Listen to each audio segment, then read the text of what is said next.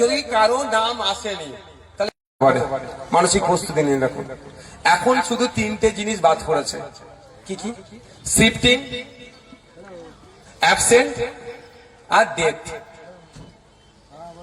Absent, shifting, death, ASD মাথায় রাখবেন। যেগুলো বাদ করেছে সেগুলো বাদ করারই। এর মধ্যে যদি কারো নাম আসেনি তাহলে কি করবে? নিশ্চিন্তে থাকুন। নাম্বার আমরা ছেড়েছিলাম, খেয়াল আছে? এসআইআর এর সময় সন্ধ্যে 6টা থেকে রাত্রি 9টা, ওই নম্বরে ফোন করুন, আপনাকে বলে দেবে। আমাদের পার্টির পক্ষ থেকে হেল্পলাইন চালা আছে, তো আপনি জানেন তো নাকি? ফোন করবেন, সমস্যা কিভাবে সমাধান হবে বলবেন।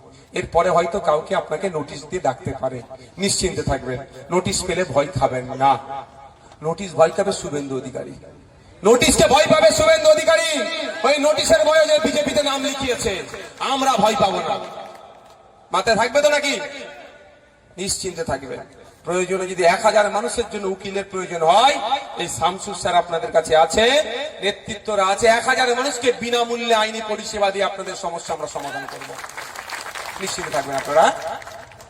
শুধু আমাদের এই নাম্বারে ফোন করে বলবেন, এখানে নেতৃত্ব তো নাম্বার আছে, এত আছে তো নাকি? এইসব আছে তো, এত তো নেতৃত্বরা আছে। মোতালেব ভাই কোথায় গেল? আবার এসো, তাদের এসো, তারা তোমরা যারা আছে। রাকেশরাও তো অনেক দায়িত্ব নিয়ে আপনার কাজ করছে। তুমি তো এ তো চারি জায়গায় ছুটছে। আসেন সামনে আসেন। যারা যারা আছে এসব আছে, দেখতে পাচ্ছেন তো নাকি? কোন অসুবিধা হলে এসআইআর নিয়ে এদেরকে বলবেন, এরা শেষ পর্যন্ত আপনাদের পাশে থাকবে। একদিন রাত্রে আমি বাড়ি ফিরি, ভাইজান জলসা থেকে এসে আমাকে ডাকলো, দেখে বলছেন, ওস্তাদ শোন, তুই যেভাবে সিএ সময় মামলা করেছিলিস, ওবিসি সার্টিফিকেটের জন্য মামলা করেছিস, ওয়াকাফ সম্পত্তি বাঁচানোর জন্য মামলা করেছিস, উকিলদের সাথে যোগাযোগ রাখ, উকিলদের সাথে আলোচনা কর, সুপ্রিম কোর্টে উকিলদের সাথে কথা বল।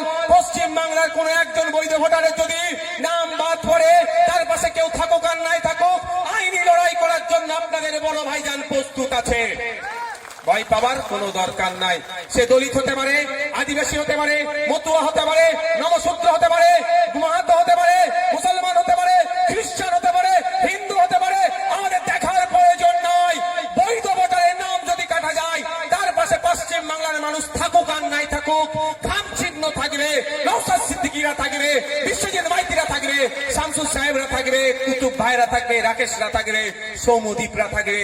বুক জিতিয়ে লড়াই করব। আইনের লড়াই হবে, আইনি সবাই আইনের লড়াই হবে কোর্টে, কিন্তু মাঠে ময়দানে লড়াই হবে, ছেড়ে কথা বলা হবে না। কারণ মাস্টার সাহেব প্রশ্ন পাঠিয়েছিল, উত্তর আমরা দিয়েছি। একটার উত্তর কপি আমাদের বাড়িতে আছে। মাস্টার সাহেব যদি আমার উত্তর পত্রকে নিয়ে ছেড়কার করে, আমাকে যদি 0 নাম্বার দেয়, ওই মাস্টার মশাইকেও কিন্তু আইনের মাধ্যমে ছেড়ে কথা বলবো না, মাঠে ময়দানে গণতান্ত্রিক প্রক্রিয়াও ছাড়বো না। প্রশ্ন পাঠিয়েছিল তো, উত্তর তো দিয়েছি আমরা। আমি ওই 6 না 8 দিনে, প্রায় ওই স্বল্প দিনে শুধু ভাঙড়ে 28টা প্রোগ্রাম করেছি। আমি জান বেরিয়ে গেছে আমার। 28টা প্রোগ্রাম শুধু ভাঙড়ে করেছি আমি, সঠিকভাবে উত্তর পত্রটা জমা দেওয়ার জন্য। জমা করিয়েছি, প্রমাণ আছে। আছে তো মা, হাতে করে একটা করে। কেউ ভয় খাবে না মা, তোমার পাশে কেউ থাকুক আর নাই থাকুক। বল্লভপুর মাদ্রাসা যে ভাইজান করেছে, আব্বাস সিদ্দিকী ভাইজান, নলেজ সিটি যে ভাইজান করছে, সেই ভাইজান আপনার পাশে থাকবে। শুধু আপনার কাজ কি হবে? আমাদের নেতাদের মাধ্যমে ওই যে কপিটার একটা জেরক্স পাঠিয়ে দিয়া আর কি সমস্যাটা বলে দেওয়া, বাকি আমরা বুঝে নেব।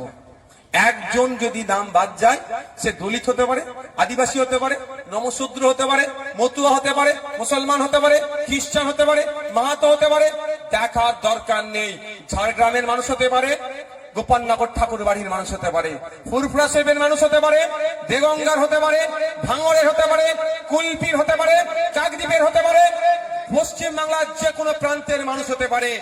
এই একা মানুষের জন্যই আপনাদের বড় ভাইজান আমাকে নির্দেশ দিয়েছে সুপ্রিম কোর্টে যাওয়ার জন্য, দিল্লিগামী ফ্লাইট ধরার জন্য। তবে মমতা দিদির মতো দিল্লিগামী ফ্লাইট ধরে বিজেপির সাথে সেটিং করার জন্য বলেনি। কিন্তু কোনো ভয় পাওয়ার দরকার নেই।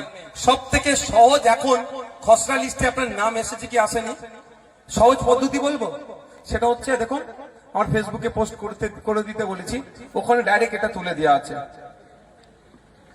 ভোটার সার্ভিস পোর্টাল, এই ধরনের কিছু না। আচ্ছা, আর একটা সহজ পদ্ধতি হচ্ছে, যেমন ভাবে আমরা অ্যাপ ডাউনলোড করি, অ্যাপস যেখানে গিয়ে প্লে স্টোর থেকে বা অ্যাপ স্টোর থেকে ইসিআই নেট লিখবেন, দিয়ে দেবে, ডাউনলোড করবেন। ওটা সব থেকে সহজ। আপনি আপনার এপিক নাম্বার দেবেন, চলে আসবে। এপিক নাম্বার দেবেন, চলে আসবে। আমার ফোনটা দেখি।